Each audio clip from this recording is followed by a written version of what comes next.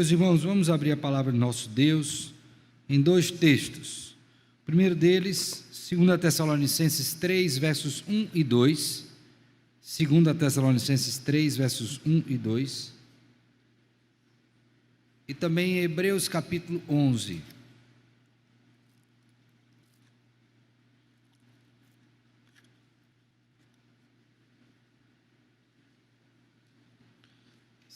Segunda Tessalonicenses 3, 1 e 2, Hebreus 11. Antes de lermos, tendo aberta a sua Bíblia, vamos orar, e que o Senhor Deus nos ajude nesta noite também. Pai bendito, louvado seja o teu nome.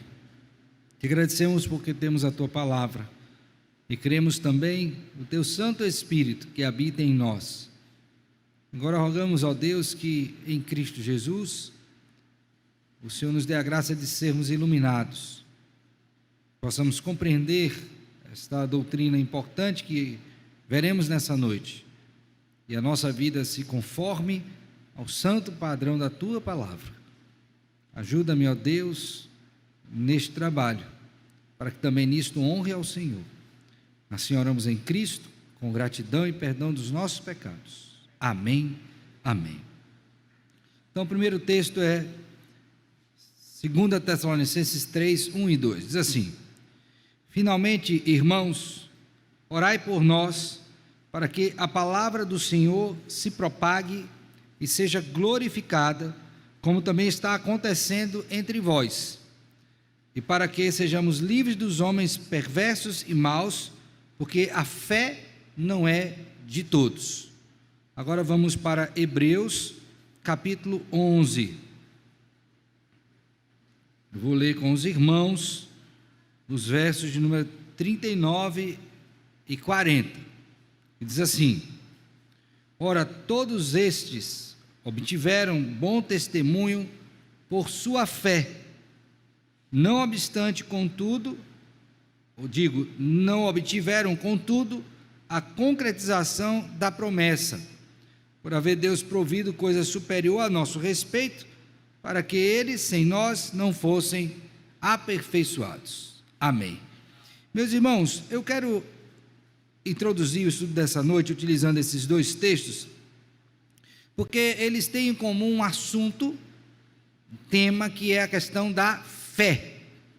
No primeiro texto, o apóstolo Paulo, nesta epístola que tem uma perspectiva escatológica, pede à igreja que ore em favor dele, para que ele, como instrumento do Senhor, possa propagar a palavra de Deus, e certamente que por meio desta palavra as pessoas possam ouvir o Evangelho e pelo Senhor serem convertidos, crerem em Deus e na sua palavra. Mas há um aspecto interessante,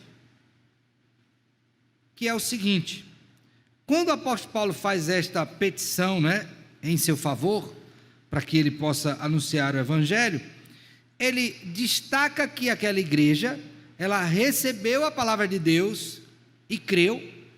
Por isso que ele diz no verso 1, como também está acontecendo entre vós, fato este que ele já aludiu na primeira epístola, no capítulo 2, quando diz que eles receberam a palavra do apóstolo, não como palavra de homens, mas como de fato ela é palavra de Deus. Mas aí ele faz uma colocação interessante, ele diz o seguinte no verso 2, e para que sejamos livres dos homens perversos e maus, aí ele diz, porque a fé não é o quê? De todos. O apóstolo Paulo está aqui fazendo uma distinção clara entre aqueles irmãos que ouviram o Evangelho e creram, e outros que certamente haveriam de ouvir o Evangelho e não crer, e por conta disso agiriam conforme a sua natureza, com perversidade e com maldade. Então, na mente do apóstolo Paulo e também na nossa, deve ter este conhecimento, esta percepção, de que nem todos, ainda que ouvindo o Evangelho, demonstrarão uma fé salvadora.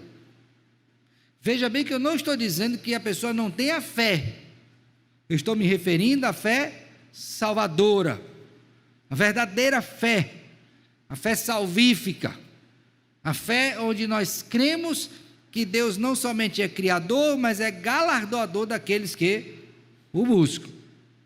O segundo texto que li com os irmãos, que é o de Hebreus capítulo 11, a parte final, e li essa parte final exatamente porque ela é o fechamento de toda a ideia trazida desde o capítulo 11, verso 1, que é sobre a fé, mostrando que todas essas pessoas e outras que não são aqui nomeadas, destacaram-se neste sentido, porque eles tinham o que em comum?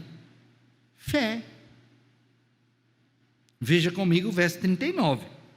Ora, todos estes que obtiveram um bom testemunho por sua fé. Então veja que a fé é essencial na vida dessas pessoas. Na verdade, o justo viverá pela fé.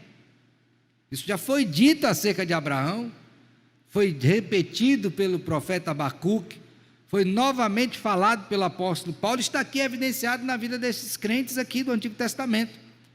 Eles viveram pela fé. Então, quando nós olhamos essas coisas e percebemos assim, que a fé não é de todos, nem todos vão ter fé salvadora, e que esta fé é importante na nossa vida cristã, nossa vida como servos do Senhor, nós temos que parar para pensar sobre isto, porque é impossível que sem fé agrademos o quê? A Deus. Nossa pergunta hoje, ou nossa sessão de perguntas, ela contempla o domingo 7, e as perguntas vão do número 20 até o 23, e o tema que eu gostaria de abordar, inclusive indo na esteira daquilo que já foi apresentado pelo pastor na semana passada, é que Jesus Cristo, ele é o único mediador e salvador, mas somente daqueles que têm a fé verdadeira nele, e estes são somente os eleitos de Deus. Jesus Cristo é o mediador único e salvador somente daqueles que têm a fé verdadeira nele, e estes são somente quem? Os eleitos de Deus, ninguém mais.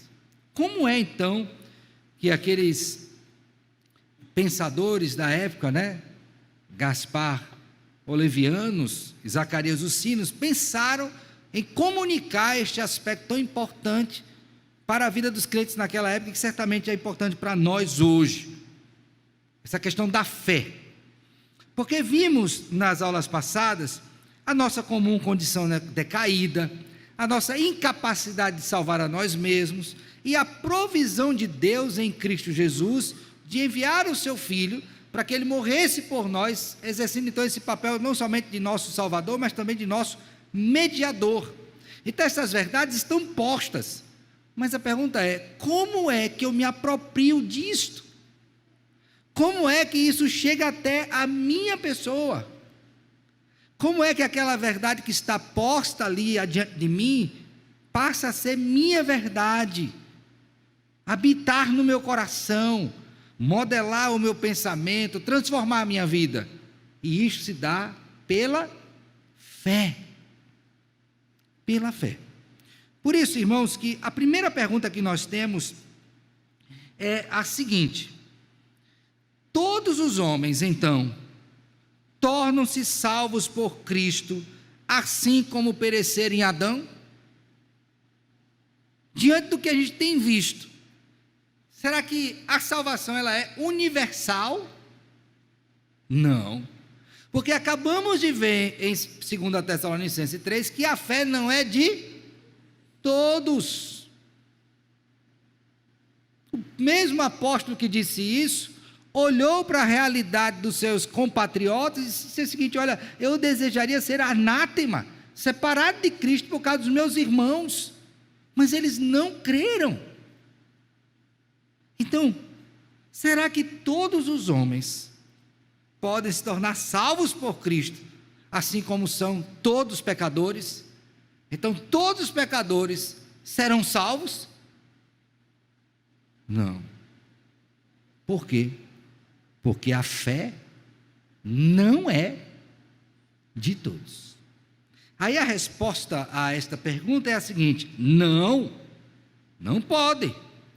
Só estão salvos os que pela verdadeira fé foram enxertados em Cristo e aceitaram todos os seus benefícios.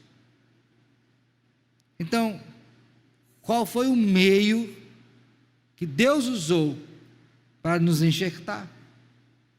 Pela fé. Fé salvadora. É interessante que a gente considere isso à luz de alguns textos. Por favor, abra sua Bíblia. No Evangelho segundo escreveu Mateus, no capítulo de número 7. Mateus, capítulo 7. Vamos ler os versos 13 e 14. Note bem que Cristo está mostrando que há um caminho a ser seguido e um local a ser alcançado. Mas é um caminho que a gente tem que trilhar pela fé. Ele diz assim, Mateus 7, 13 e 14. Entrai pela porta estreita, larga é a porta e espaçoso o caminho que conduz para a perdição, e são muitos os que entram por ela. Agora o 14. Porque estreita é a porta e apertado o caminho que conduz para a vida. E são o quê? Por que aí não está todos? Porque poucos. Volto para aquele texto inicial. Porque a fé não é de todos. Veja a proporção: muitos para a perdição e poucos para a salvação. Mateus ainda diz no capítulo 22, vamos lá para esse capítulo, no verso de número 14, o seguinte, e agora eu queria que vocês lessem, tá? Mateus 22, 14, abriram? O que é dito? Vamos lá? Porque muitos são chamados, mas poucos. Olha aí. Então, o evangelista Mateus, inspiradamente, está mostrando o seguinte, que a vocação geral, ela atinge um grande número de pessoas, mas nem todos são chamados eficazmente, porque a fé, e grave bem esse versículo, a fé não é de todos. Então, se Cristo é o mediador, e é o Salvador, será que todos os homens que têm ciência desta verdade são salvos? Não. Somente são salvos aqueles que pela verdadeira fé foram enxertados em Cristo e aceitaram todos os seus benefícios. Ninguém, absolutamente ninguém mais. Vamos ver um texto bíblico? Abra sua Bíblia em João, Evangelho segundo escreveu João, capítulo 1.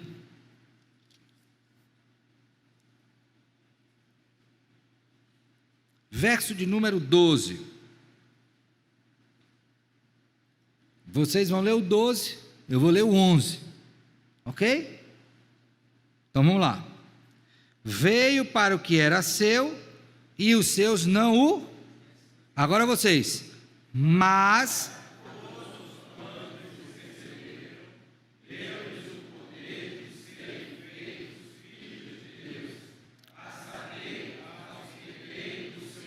Então ele veio para o seu povo, mostrou os seus sinais, disse quem ele era, testificou por meio das profecias, falou claramente, mas os seus não o quê? Receberam. Por que não receberam? Porque não tiveram fé nele. Mas aí o verso 12 diz: mas a todos quantos o receberam, deu-lhes o poder de serem filhos, feitos o quê? Filhos, a saber os que creem. Então só vai experimentar a bênção da salvação quem tiver o quê? Fé. Mas a fé não é de todos.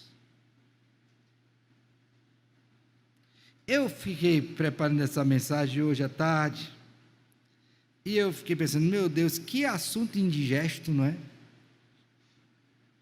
Porque o homem comum, se disser isso para ele não aceita isso aqui não. Mas como? Como é que eu não posso ser? Se eu digo até a hora, aí eu digo a hora, eu vou explicar e dizer a hora.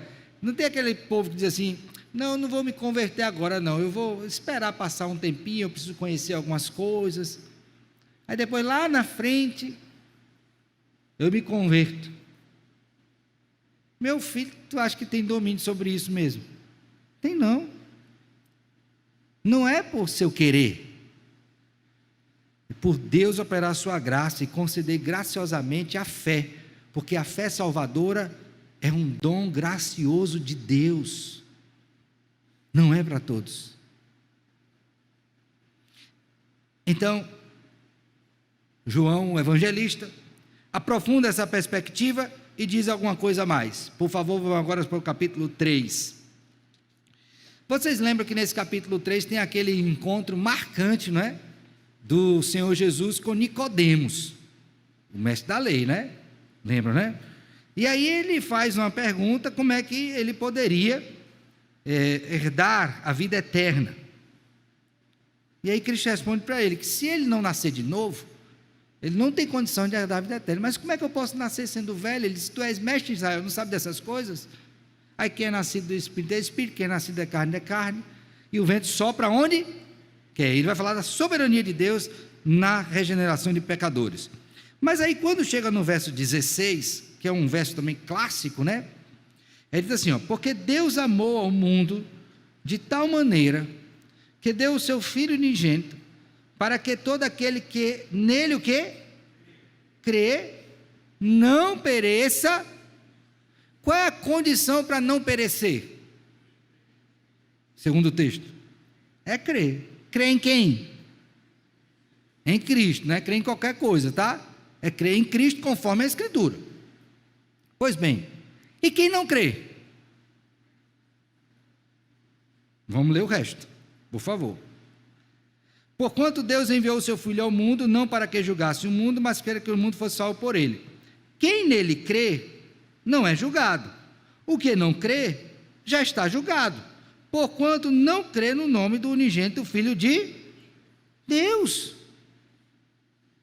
Então qual é a condição para não ser julgado e condenado? Crer em quem? E se eu não crer, já está julgado. Pastor, mas qualquer pessoa pode crer? Não, porque a fé não é de todos. Quando a gente vai estudando isso, a gente vai lembrando de uma coisa importante. Meu Deus, quer dizer então que eu estava sem Deus no mundo, perdido, e o Senhor teve misericórdia de mim e me concedeu fé para crer no Evangelho? Foi, meu filho. Porque tem muitos no mundo que já ouviram a mesma coisa que vocês já ouviram, talvez até com maior profundidade no que depende do pregador, e até hoje não creram, continuam mortos em seus delitos e pecados. A fé salvadora é um dom de Deus para o seu povo. Aí você pergunta, pastor, e como é que a gente vai fazer agora? Como é que eu vou identificar se eu tenho esta fé verdadeira? Como é essa fé verdadeira? Eu sei que ela é essencial. Se eu não tiver, eu vou perecer. Como é que eu vou identificar esta fé verdadeira? Aí vem a pergunta de número 21. O que é a fé verdadeira? Primeiro eu vi que ela é necessária. Sem ela, mas o que é essa fé verdadeira? Aí ele vai qualificar a fé verdadeira. A verdadeira fé, ou fé verdadeira, é, em primeiro lugar, convicção com que aceito como verdade tudo aquilo que Deus nos revelou em sua palavra.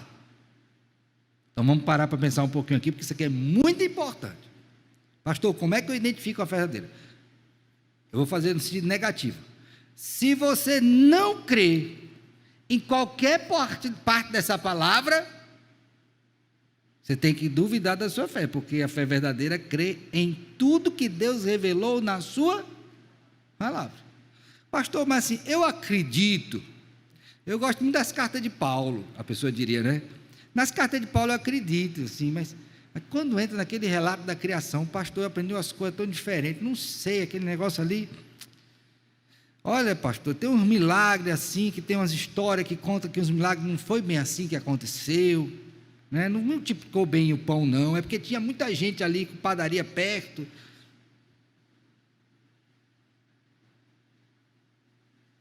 Você não pode duvidar de uma risca dessa palavra. A fé verdadeira crê integralmente, totalmente na palavra de Deus. Tem até aquela história, né?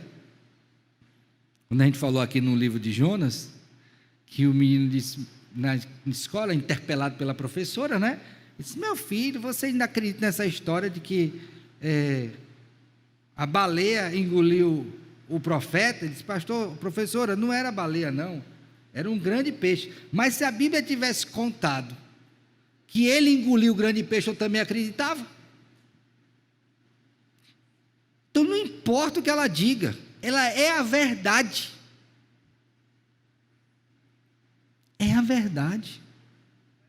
Uma fé verdadeira, ela não vacila na crença de que Deus é verdadeiro e tudo o que Ele diz é a verdade. Seja mentiroso todo homem, mas Deus seja o quê? Verdadeiro. Quando Cristo intercede por nós, em João capítulo 17, e um dos seus objetivos na sua intercessão é a nossa santificação, ele diz: santifica-os na verdade, a tua palavra é a verdade. É a verdade. Então, qual é o primeiro item da fé verdadeira? Que ela crê integral e totalmente na palavra de Deus. Segunda característica da fé verdadeira é também a firme certeza de que Deus garantiu não só aos outros, como também a mim, o quê? Primeiro eu creio na palavra dele, depois eu creio que tudo que ele prometeu para outros também serve para mim. O que foi que ele prometeu para outros serve para mim, que está na palavra. Aí vem a lista. Você crê no perdão de seus pecados? A fé verdadeira crê no perdão de pecados. Pastor, qual pecado? Todos. Só tem um pecado para o qual não há perdão. Qual é? Pronto. Eu não vou entrar em detalhe da blasfêmia, só quero que você saiba. Só tem esse. Então, a primeira coisa que eu creio é que ele me perdoa os pecados. Qualquer pecado, pastor, qualquer. Os do passado, lá quando eu era pequenininho, que até hoje eu lembro também. E os de hoje também. E os que porventura vieram a cometer no futuro também, todos eles. Você crê nisso? Creio. 1 João 1, de 5 a 2, 2. Leia isso aí. Convicção de que Deus nos perdoa os pecados, todos. Segunda convicção, na justiça eterna dele, que ele me declarou justo. Portanto, eu sou justificado, eu fui perdoado integralmente, eu fui aceito, de mim foi retirada a culpa, eu estou num novo status diante de Deus por causa dessa justificação. Você crê nisso? Creio. Terceira coisa, e creio também na salvação. Então eu não somente fui perdoado, mas fui também o quê? Salvo. Aí eu pergunto: sua fé crê nisso?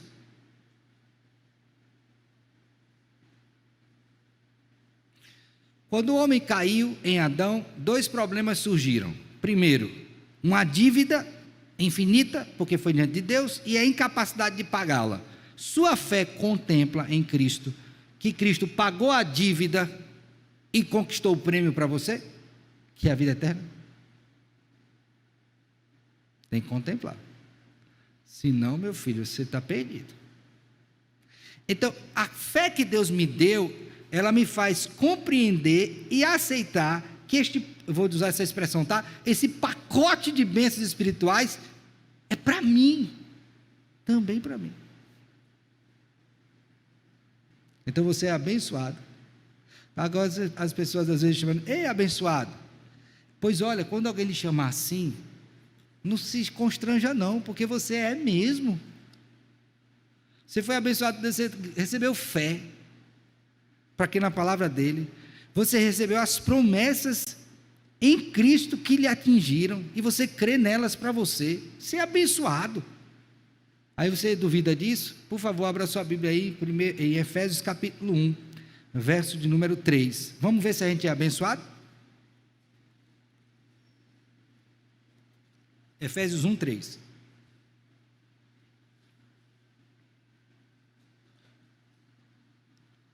O que é dito? Alguém pode ler?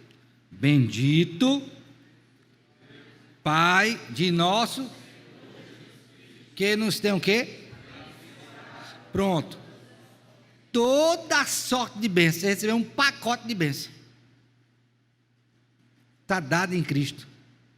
Abençoado aponta desde aquilo que foi feito na eternidade à eternidade. Está abençoado. É um depósito de bênção. Calvino, inclusive, fala sobre isso, né?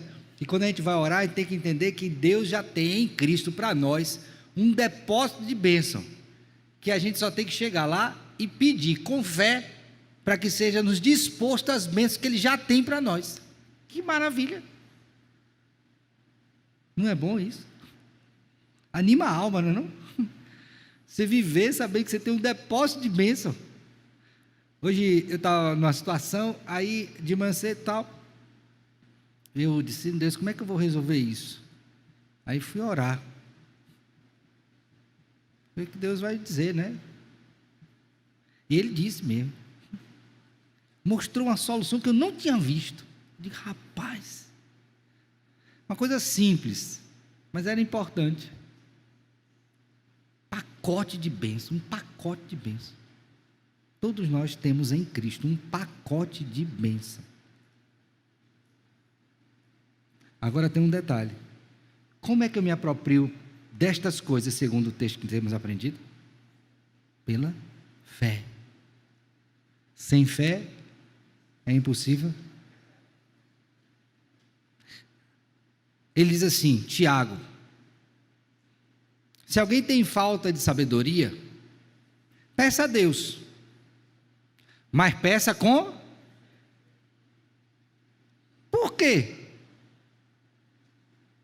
Porque senão você vai ser um homem de ânimo dobre, inconstante em todos os seus caminhos, agitado pelas ondas.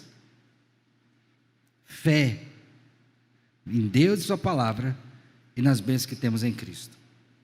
Então, temos tudo isso em Cristo, e aí a pergunta finaliza dizendo o seguinte, a resposta, digo, tudo isso é por pura graça e somente pelos méritos de Cristo, não é por meu mérito, de Cristo. E o Espírito Santo realiza essa fé em meu coração por meio do Evangelho. Por isso que você precisa ouvir o Evangelho. E quando a gente estava reunido em conselho, não sei se os presbíteros lembram disso, irmãos, nós vamos pregar os Evangelhos aqui. Aí nós pregamos um tempo Marcos, depois foi Lucas, aí agora Mateus, e tem um desafio de João, viu? Já vamos preparando, né? Para a gente preparar, tem muitos anos, porque a voz do Evangelho se faz ouvir aqui. Vocês precisam ouvir o Evangelho. Para quê? Para que a fé de vocês seja alimentada. Porque o Espírito de Deus nos comunica por meio do Evangelho. Está na sua palavra. Então, a fé não é de todos, portanto eu preciso dela. E a fé tem que ser o quê? Verdadeira. Agora, a questão que vem é a seguinte: e onde é que está essa fé? O conteúdo dela. Pergunta 22. Então, no que o cristão tem que acreditar? Um cristão acredita em qualquer coisa? Eis meu servo, que eu tenho uma palavra para ti, é para você mesmo de camisa azul. Não posso acreditar nessas coisas. Eu tenho que crer na palavra de Deus. Então, a pergunta nos remete a quê? Em tudo que está prometido no Evangelho, e nas coisas que são ensinadas resumidamente pelos artigos da nossa fé cristã, que é universal e indubitável. Em que eu tenho que crer? Qual o conteúdo da minha fé? Aqui, ó. A Bíblia, palavra de Deus, viva, eficaz. Por isso, abra a Bíblia aí, 2 Timóteo, capítulo 3. Vovó de Timóteo e mamãe de Timóteo ensinaram a Timóteo, desde pequeno, as sagradas letras, as quais poderiam torná-lo sábio para a salvação pela fé em Cristo Jesus. Olha que coisa linda, não é? Diz assim, 2 Timóteo 3,14. Tu, porém, permanece naquilo que aprendeste, de que fostes inteirado, sabendo de quem o aprendeste, e que desde a infância sabes as sagradas letras. Quais são as sagradas letras? Era a Bíblia que eles tinham ali, e o acesso a algumas cartas que já transitavam com esse teor autoritativo, né? Com esse caráter autoritativo. E aí ele diz mais, olha, estas sagradas letras que podem tornar-te sábio para a salvação pela fé. Então, não é fé na fé, é fé em Deus e na sua palavra. Então, qual é o conteúdo da minha fé? Aquilo que está posto na Escritura. Aí ele diz mais, fé em Cristo Jesus. Toda a Escritura é inspirada por Deus e útil para o ensino, para a repreensão, para a correção, para a educação na justiça, a fim de que o homem de Deus seja perfeito e perfeitamente habilitado para toda boa obra. Então, pastor, no que é que eu tenho que crer? Na Bíblia, na palavra de Deus. Só que para você crer nela, você precisa ouvir, porque a fé vem pelo ouvir e ouvir a palavra de Deus.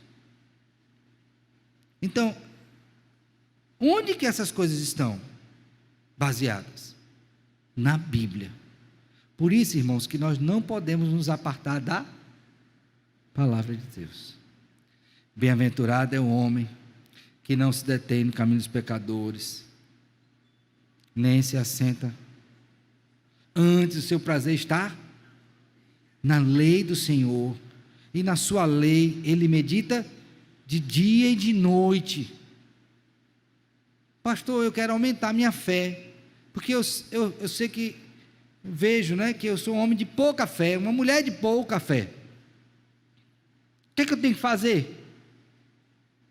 Você vai subir nesse morro 3 vezes de joelho e desce 4 rolando. E aí sua fé vai aumentar, porque você fez um grande sacrifício. Não, meu filho, o sacrifício é feito por Cristo. O que você faz é mortificar sua carne, deixar a preguiça de lado, pegar sua Bíblia, orar e ler. Porque você tem tempo para ver série, você tem tempo para ver futebol, você tem tempo para ver dorama, e não tem tempo para ler a Bíblia? Não tem alguma coisa errada? Tem uma coisa errada. Uma inversão de prioridades.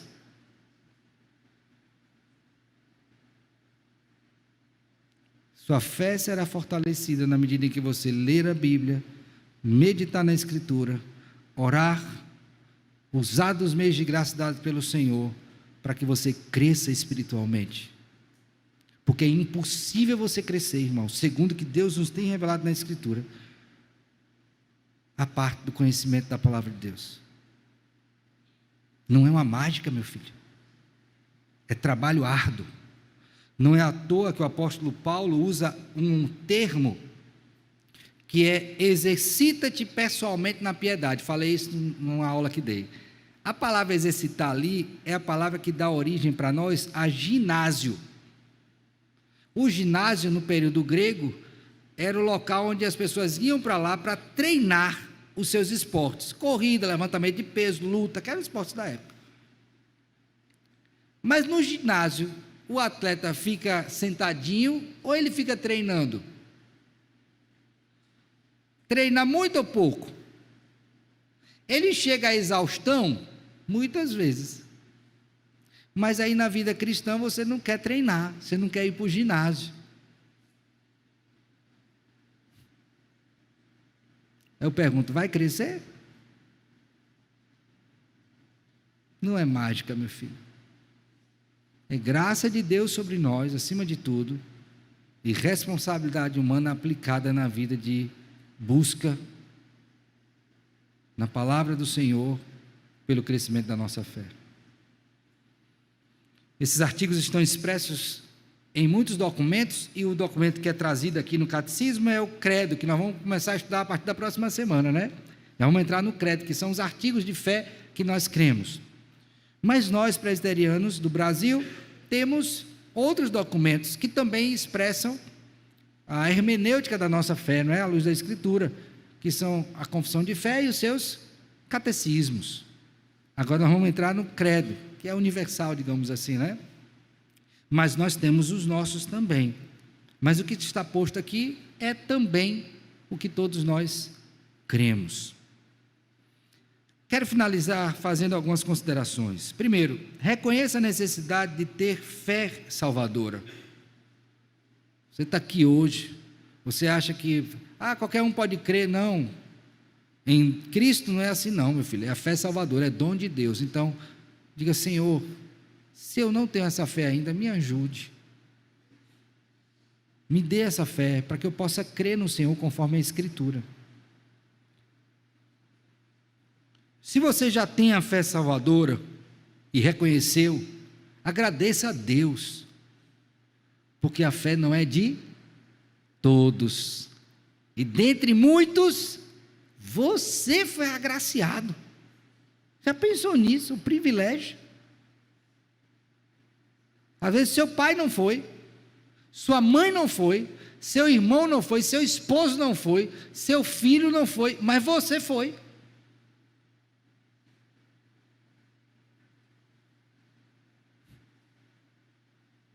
Antes de reclamar com Deus porque que não alcançou os outros, agradeça antes, tá? Agradeça antes. Porque certamente se você fizer isso, não vai ter tempo para reclamar porque outros não tiveram. Porque como pode o barro dizer para o oleiro: por que não me fizeste assim? Então deixe de insanidade. Acomode-se, ponha no seu lugar de servo e fique aguardando o que o Senhor vai dizer. Peça a Deus para afirmar sua fé, meu filho. Tem muita gente com a fé vacilante. Muita gente. Alguns próximos de cada um de nós. Pessoas que a gente ama, que estava bem. E como Demas, tendo amado o presente século, nos abandonou. É tão triste isso. A nossa alma, né? Entristece com isso. Então, Senhor, tenha misericórdia de irmãos que um dia professaram a fé e agora estão fracos. Tenha misericórdia, Senhor. Tenha misericórdia. E finalmente, vá para o ginásio de Deus e exercite sua fé, meu filho. Não espere que venha uma tragédia, uma dificuldade, uma situação adversa que você não esperar para você buscar o Senhor, pois será muito melhor que você esteja preparado para tais dias de dificuldades do que ter que se preparar durante as dificuldades. Pode ter certeza disso. Será muito melhor você estar preparado para os dias das dificuldades do que ter que se preparar em meio às dificuldades. Olha, é difícil. Porque não vai ser só uma coisa que você tem que prestar atenção, não. Vão ser várias ao mesmo tempo. O risco de você entrar no desespero é muito grande. Ao passo que se você estiver fortalecido na fé, fé bíblica, vai passar pelas dificuldades de modo mais firme. Que Deus tenha misericórdia de nós, nos ajude, que nosso coração sempre habite a verdadeira gratidão, porque Ele nos deu fé verdadeira nele e na sua palavra. Que Ele nos abençoe. Amém.